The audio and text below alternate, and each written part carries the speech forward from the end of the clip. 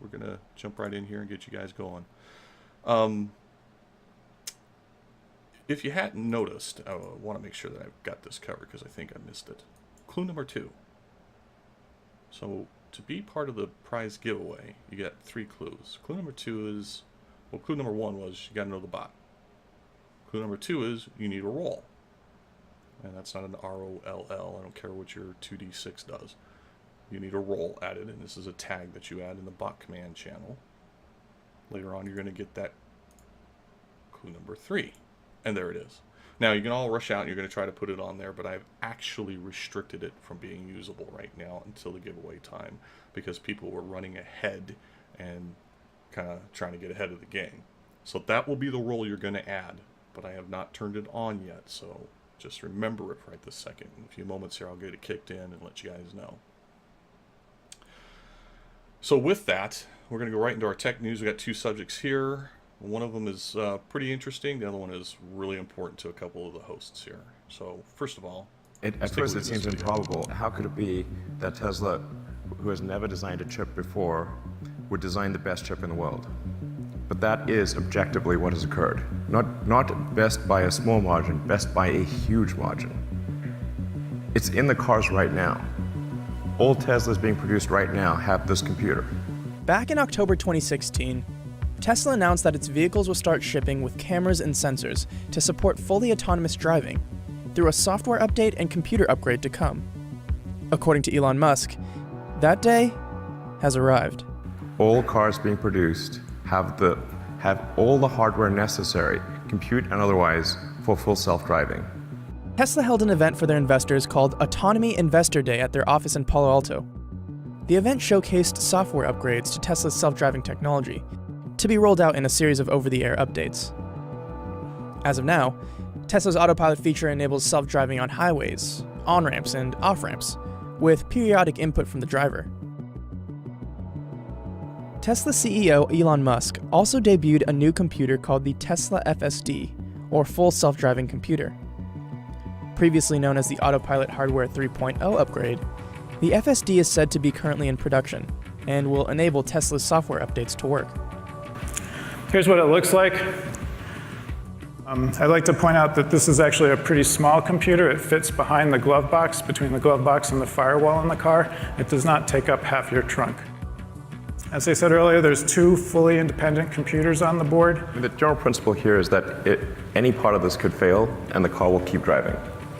So you could have cameras fail, you could have power circuits fail, you could have one of the Tesla full self-driving computer chips fail, car keeps driving. The probability of this computer failing is substantially lower than somebody losing consciousness.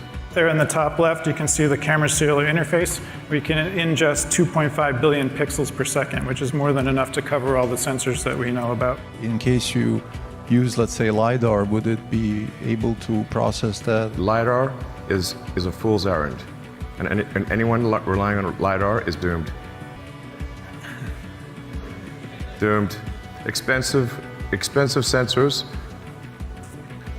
that are unnecessary. It's like having a whole bunch of expensive appendices. Like one appendix is bad, well, now they want to put a whole bunch of them. That's ridiculous. You'll see. All of autonomy, because you want level 4, level 5 systems that can handle all the possible situations in 99.99% of the cases. And chasing some of the last few nines is going to be very tricky and very difficult, and is going to require a very powerful visual system. So I'm showing you some images of what you might encounter in any one slice of that 9. So in the beginning, you just have very simple cars going forward. Then those cars start to look a little bit funny. Then maybe you have bikes on cars. Then maybe you have cars on cars. Then maybe you start to get into really rare events like cars turned over or even cars airborne. We see a lot of things coming from the fleet. And we see them at some rate, at like a really good rate compared to all of our competitors. And so the rate of progress at which you can actually address these problems, iterate on the software, and really feed the neural networks with the right data, that rate of progress is really just proportional to how often you encounter these situations in the wild. And we encounter them significantly more frequently than anyone else, which is why we're going to do extremely well. We have 8 cameras, but then we also have additionally 12 ultrasonic sensors, a radar, an inertial measurement unit, GPS, And then one thing we forget about is we also have the pedal and steering actions. So not only can we look at what's happening around the vehicle, we can look at how humans chose to interact with that environment. And so I'll talk through this clip right now. This basically is showing what's happening today in the car, and we're continuing to push this forward. So we start with a single neural network. We see the detections around it. We then build all that together with multiple neural networks and multiple detections. We bring in the other sensors, and we convert that into what Elon calls a vector space, an understanding of the world around us. And this is something where, as we continue to get better and better at this, we're moving more and more of this logic into the neural networks themselves. And the obvious end game here is that the neural network looks across all the cars, brings in all the information together, and just ultimately outputs a source of truth for the world around us. Does full self-driving capability make you want to purchase a Tesla more? At first, it seems improbable. How could it be that Tesla... All right. So, why do we bring this particular piece in? First of all, we're games and technology, so we've been bringing you technology each month. The reason why I brought this, or this was brought up, was because, well, Triad, you tell me why. You had it very well explained in our script document. I mean, this is, this is true self-driving. I mean, if I don't know if you have the video clip from that other video that I linked that was basically just a time-lapse video, but... I'm playing it now. Okay. So, for those of you who are about to watch here, this video here is going to be a time-lapse. He's going to completely self-drive himself, starting at, I think, the Tesla headquarters, and drives itself all throughout a highway, all through, different random roads, stop signs, everything like that, pretty much completely flawlessly, without hand or inputs whatsoever from the driver. I mean, I'm sure, I know that there's been challenges for self-driving for, cars, and, there's always things like, maybe it doesn't have the greatest sensors for, what about dirt roads? What about, construction? What about, all these different little things and whatnot. But it's kind of gotten to the point where it's kind of redundant. Like, the computer will eventually be better. Well, that's one of the things he says in that first video is the odds of both of the computers, because that CPU, that computer board that he showed during the video, is actually two complete systems. So it's two computers on that, and if one whole half of it dies, you still have a whole nother half to go. And the odds of both of those going out are exponentially lower than you just passing out at the wheel one day. So literally, this car is safer than you. And I don't care who's on the other end of the you that's listening or may listen to this on YouTube later on. Your chances as a human to pass out or have some other ailment that stops you from operating your car properly are greater than this car malfunctioning and having an issue that wrecks it. It literally has more safety than you as a human. And that's a huge thing, and it's a hard one that me and my brother in real life actually debate and argued. First of all, these systems were ginormous, right? They took the whole trunk. You had these monster devices on top of your car. It looked like you were, a police car slash rescue crew and everything else, because there's just so much junk, because it just took so much technology. This entire system here, yes, there are cameras in a few places for the car to watch it, but they're built right into the body molding and everything. But the computing system on this fits behind the glove box, which means it's basically smaller than the stereo system in most vehicles today. I mean, his take on this, again, I hate to say this because you all know I have a love-hate for Elon Musk. I think he's great, and I also think he's the end of the world. He's a Bond villain. He is a Bond villain, for real. He's a living meme. But he did right? In the chat, yeah. LiDAR, it's a failing system. Light emitting radar that can go wrong. Yeah, it shoots out a beam of light, it reflects back and reads that and tries to map like a 3D scan image of what's going on around you. And that's what like 99% of all self-driving technology has been using to date. His method is to throw that out, use just cameras, and literally build an AI picture moment by moment. Audi tested this with a LiDAR, and someone had a car that was damaged on the side of the road, and the reflector bounced back at the LiDAR, and it actually burned out the system in the car because it couldn't interpret the image it was seeing. Oh, So another fallback to that technology. So I'm going to get behind him because I'm a tech nerd and I understand these technologies pretty deep. He's absolutely right. LiDAR's dumb. He also, what wasn't announced here was that there was a mic drop that by the end of 2021, he plans to have a fully automated taxi service out of this that they're going to fund. I remember seeing people talk about, what if, in the future, you have your car, it's self-driving. You could do your car where you drive yourself to work, or you have your car drive you to work, and then when you're at work, you put your car to work, and you have it automatically drive around and do ride sharing for you, making money for you while you're at work. And then when you're ready to come home, you just recall your car, you go get in your car, you go home, and your car was productive the whole day, making money for you while you were just at work making money. Instead of costing you money in a parking garage, because like downtown Portland here in Oregon, which is my big metro area, you pay. They worked out, it was on average of $4,000 US a month that you would make from it. They've already done the math for it. So you're literally paying for your car in the process. Now, some people are like, I'm a little afraid of this. You shouldn't be.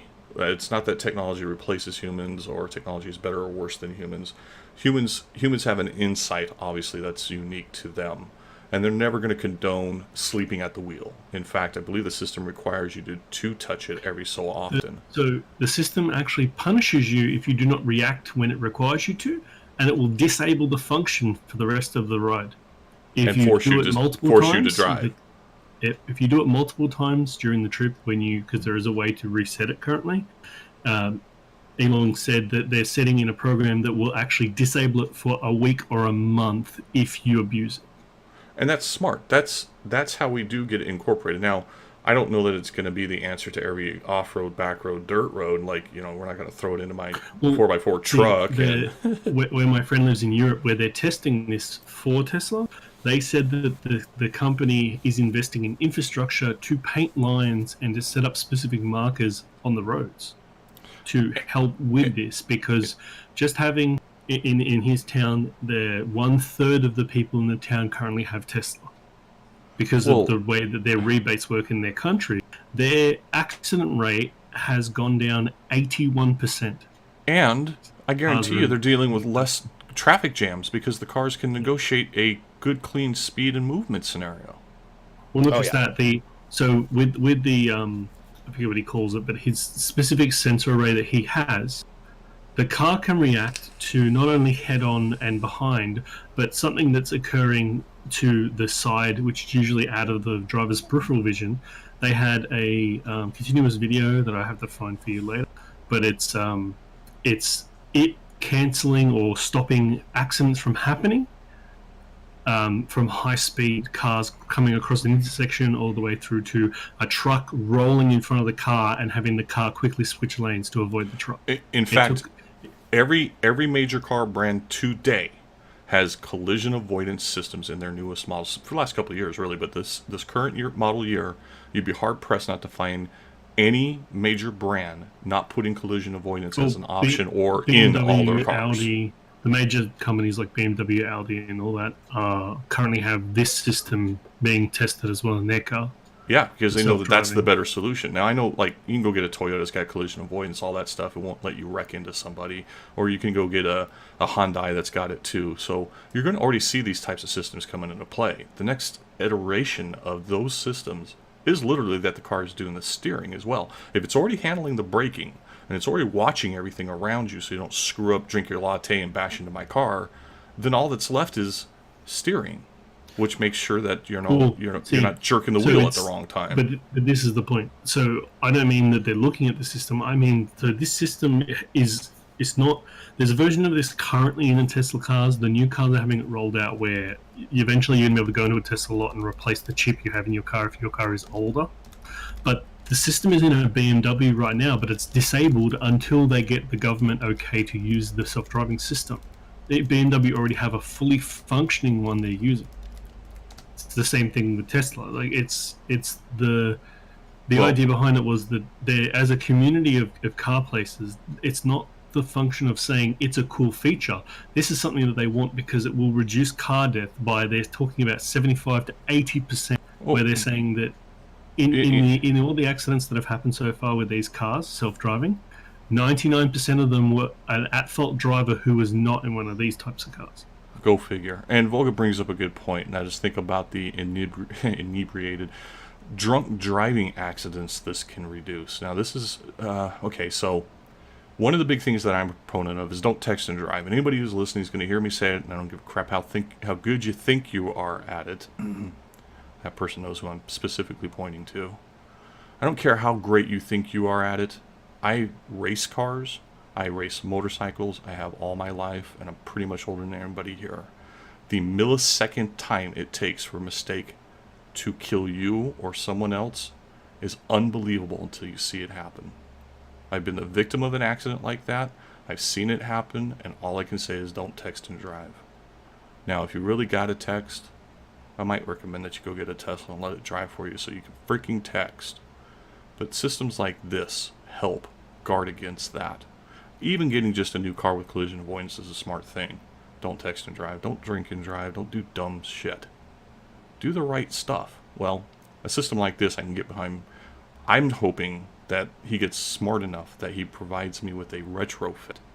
I'd be happy to retrofit my custom car, my old car, to say, hey, it's level 5 autonomous driving capable, but it's my 1969 Camaro Go Fast 700 horsepower car. That was something people were hoping, that eventually it would be mandatory to have it in a car, whether it be a new car or an old car, which is a push that should happen. That might be a generation down the road, but at least make it available. But if it becomes standard now, that's what they're saying. So the fact that this used to be an optional extra, as like the emergency brake was a collision detection was an option. Now in all the cars, it's coming as standard, which is a good $3,000 upgrade that used to happen, and it's now just going to be standard in the cars. They're saying that the autonomous driving will be the next optional, but then will become standard in every car as well. And my friend's comment to me just now was, not only have they got it set up currently in their country where a lot of people drive the cars, so they have their local they call them service clubs, the clubs for veterans, where a lot of people go and have drinks and stuff.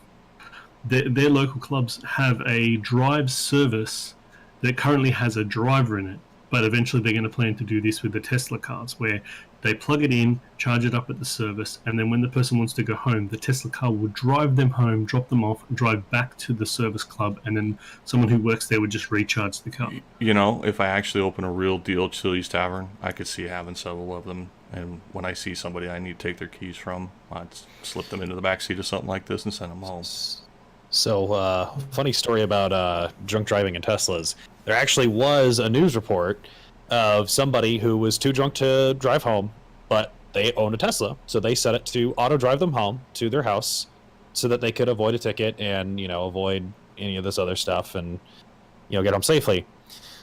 Well, I guess somebody saw them passed out at the wheel like a cop did, and so they, you know, turned their sirens on to go pull them over, but I guess Teslas don't actually have any sensors to know when it's being pulled over.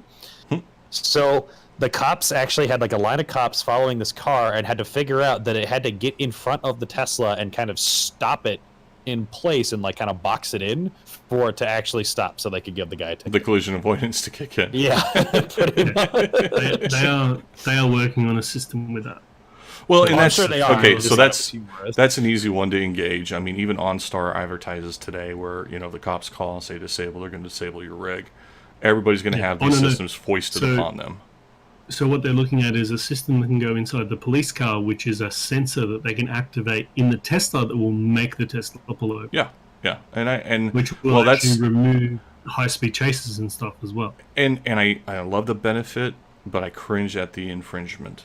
So it's a hot debate. It's a tough one. And again, remember, I'm a old car builder, racer, motorhead who likes the freedom of, you know, I want to spin the wheels right now, or I want to drift this corner, or, you know, do what I want to do. But and I can be honest though, knowing someone that works in the job that involves stopping those high-speed cars, having someone turn your car off like this is better than a DXR launcher firing at your car, which will kill your car. It's true. It's true. Costless for certain.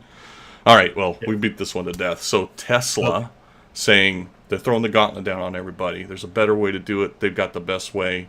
On top of that, they went and made silicon, making chips. Whew, got to watch out for that. And that brings us to our final subject of technology and chips.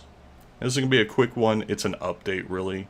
But it's an update I think you all need, because I have been talking to many of you about building computers recently. And this is an important one. So here you go. You're going to go buy a PC or build one. Don't buy those parts just yet. And what I mean by that isn't the old modem in one of the pictures or the ugly stack of CPUs. Okies and I and Triad have been discussing for a few months now, stuff since, what was the first show? Consumer Electronics Show, CES, in January, about the big announcement AMD had. AMD, if you guys don't know who they are, is a CPU manufacturer, and they make half of the computer CPUs, half the console CPUs that you know today. In fact, I'm running on a Vega 64 graphics card right now, so they are a top CPU and GPU manufacturer. Always number 2, right? Always behind Intel, always behind NVIDIA until this year. Now, why do we say they changed this year? Because they have a new technology that none of these other companies do, and that is a smaller die package. They have a new way of building that die package. They have better speeds. In fact, even in this next slide here, the Ryzen's performance was put against an 8 core was put against an i9 9900K, which any of you Intel lovers are going to know that's the golden chip to get, right? It's the top of the line one. And some will debate if it's good for games or not. I'm not going to. Just say it's the best. And in that test, they beat them slightly. Now, that doesn't mean a lot. The point is they did it on 47 watts less than the Intel chip. Now, there's a lot of debate about what that chip was. It's only 8 cores, so on and so forth. But also in that same scenario, what they have released is, and if you watched our previous videos, lots of different packages they're going to come out with. Namely, a 16-core CPU that runs obviously 2 times faster, or it's going to be considerably faster than that i9, with a price tag of $329. Now, if you look right now, and go ahead, anybody, go find me a brand new retail Intel i9 9900K in the box. You're going to see they're about $490. I went and looked at it this morning, so I put it in the slide.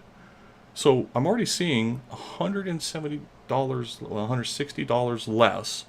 I'm seeing a little better performance. I'm using less power, so less power equals less heat, and that does matter in your computer, even if it's a desktop. Less heat is better cooling. You don't have to go for the extreme water stuff. Or, hey, maybe you're an overclock person. You want to just jam the hell out of this thing. You can add some more wattage back to it, crank that sucker up, put that cooling on it, and get even faster speeds out of it. Either way, this 3000 series of CPU is set to beat Intel. That's not the topic here. In fact, the topic isn't that at all. It's that there's a rumor mill about when it's coming. And we've been discussing the when and the how, and is it going to be this month or that month.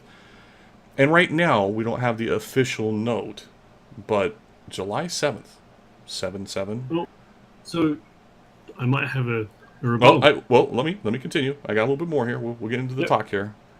So there's a lot about that. Now, why is 7/7 important?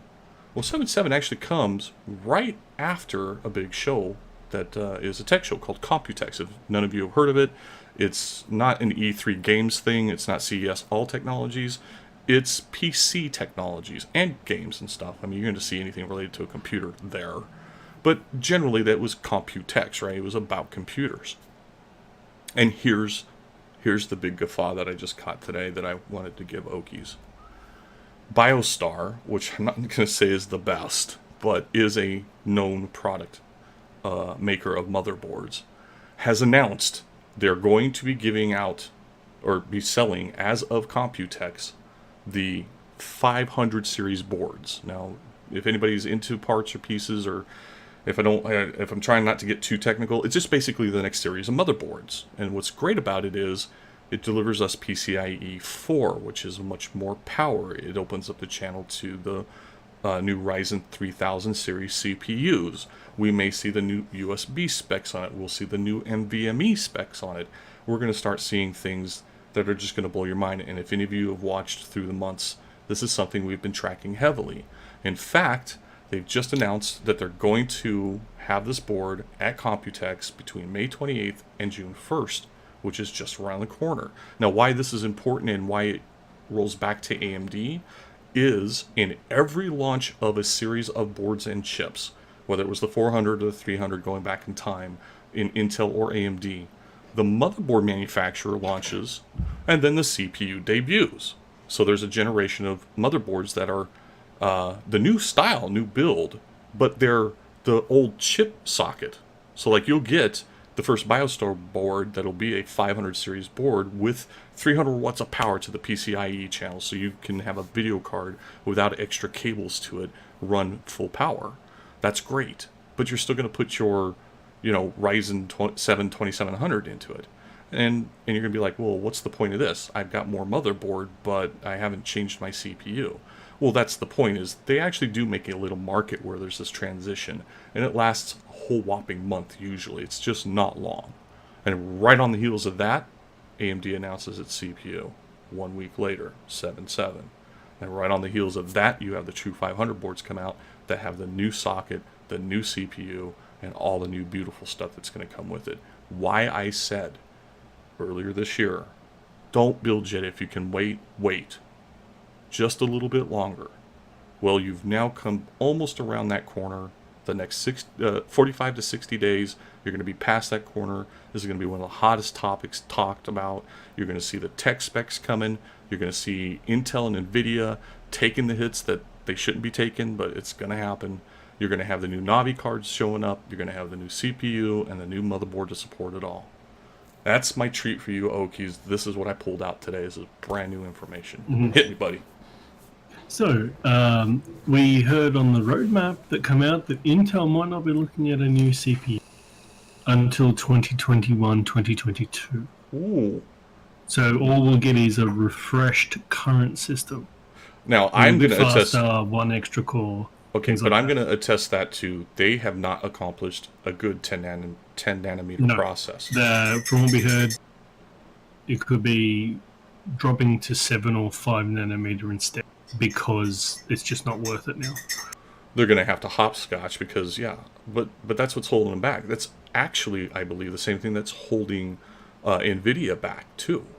When you're sitting there... NVIDIA might have a new board partner with Global Foundries. They might be producing their version of the 7 nanometer, but it might not be ready until mid-2021 at the earliest. Well, if anybody caught the Tesla stuff, or if you go do a little research on that previous subject, you're going to note something that I noted, and that is this: Tesla was buying NVIDIA chips to do their computing. They have walked away. They are now producing their own chips that are 80% the cost, so they're saving 20% on the chip, but 21 times the power. 21, not 2. 21 times the power. So now NVIDIA is losing what undoubtedly is a huge market on that. This is not even a computer-related thing. It's not game-related. This is cars and auto drive. And they've lost that market share. AMD, and conversely, because Tesla walked away from NVIDIA, AMD is single-handedly crushing a couple of major players in this game. We know that they're locked up on all the consoles for the next 5 years. Just on market share when it comes to producing and other things, they were saying that they originally only owned 3% of the total market share. AMD now own more than 35% of that market share that last year they had 3% of. I'm just seeing a lot of floundering, and I'm seeing somebody become a second place. I'm an NVIDIA baby. I'm an Intel baby. I used to work for Intel. But this is the point that I love about this too, is that it's not just the fact that we're going to get something cool from AMD. It's going to be like the current competition of things like the Epic Studio Launcher and stuff. It's going to breed competition where we're either going to get cheaper Intel and NVIDIA or better products. Okay. Because they have to either keep up or they'll reduce. fail. Yeah, or reduce prices so much they become, the cheaper cousin. Which is where AMD, I mean, undoubtedly, anybody can say the last decade we've spent, or at least the last 5-6 years we've spent, AMD's been playing second fiddle, right? They're always the 20% market, the catch-up kids. Well, they were hiding. And when they were hiding, they were making deals. Yeah. And they're making deals like... Go ahead. So this was where this ripple effect comes into. I'll let you finish your topic first, but then I'll come back to this to point this out, okay? As we pointed out in the months before, they've been hiding and making their deals. They made deals with the consoles. They made deals with PC manufacturers. They made deals with the foundries. We're starting to see 7 nanometer from a company we didn't even know was going to be on the radar. We have a PlayStation 5 that's coming, and it's nothing but AMD. Odds are you're going to... Well, we know we're going to see it in the Xbox. We're going to start seeing it all over the place. So go ahead. So between the 2 dates that we've stated, which was July and the end of May, is a little gaming convention where a lot of electronics in games come out. It sounds like E3. It actually sounds like that's where the consoles might be announced. So we'll be seeing both consoles there. And E3, so we can wrap up the subject. 2 things. You guys really, if you haven't bought, don't buy. Wait. It's worth the wait. 60, 45 days ain't going to kill you. There's no major game that's going to kill you in between now and then that you just got to get this computer for. 60 days from now, you're going to be much happier with your selections, and I think we're going to be talking about a lot of great benchmarks. AMD needs to be on your radar. This comes from an old Intel NVIDIA kid. So... last piece I want to note here, and we're going to go into the giveaways and the credits, is next month we're doing a town hall forum for the show. The hosts are going to be in the voice channel with you in Discord, and we're going to open it up to Q&A on whatever subject that you want. We'll bring a few things to kick off and get you guys thinking, what have you, like we normally do, but we're going to just open it up all around because the main topic is going to be about E3. It's going to be too close on us to not be discussing it. Everything's waiting for it. It's a preview scenario. So we're going to open that up, and all of you get to participate live. Just get to chat and kick it with us and do the whole town hall thing. So with that, I want to thank my hosts. They have been great. Triad, Okies, Shothi, MB. You guys have been awesome today. It's been a great show. All of you viewers that come and hang with us every month. If you got friends or if you haven't done it yourself, click that little follow link. Let's see if we can get the tavern to be an affiliate and just get more prizes for you guys, get more games out there for you guys. You know, we're always putting it out there. We're trying to buy you games, get you into the community, find you things to do. That's what the tavern's all about. A little bit of help from you guys will just make it that much better for all of you. Again, thank you for joining us on this show. Triad? Yes. And that's his sign off. Okies? You're welcome. All right, everybody. You all take care. Have a good day. See you in the giveaways online in the tavern. Also, just before we go. Go ahead. Before we go. I'm hoping the little annex we put at the end. There are games in May coming out, and we didn't have time to talk about them, but we will add them in the notes, and anyone who wants to know, just contact us on the Discord or wait for the YouTube video to come out, and we'll just add them in the list underneath in the description. Certainly we will, and we'll be getting this stuff onto the YouTube channel. Obviously, you can watch the show here in its entirety on the Twitch channel, but we chop it up into segments that are a little more digestible. You can take it with you on your phone. On the YouTube side, last month's there, this month will go there. And yes, we'll add those links in there. In fact, we'll probably be reviewing some of those possibly in the open forum with you guys next month.